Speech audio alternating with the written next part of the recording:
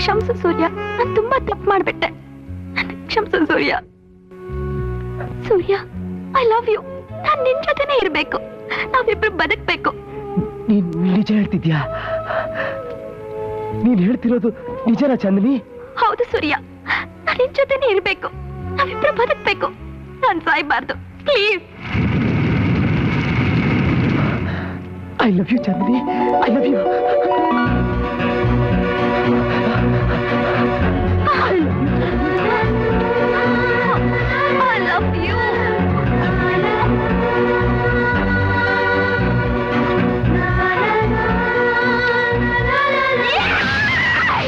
Yeah!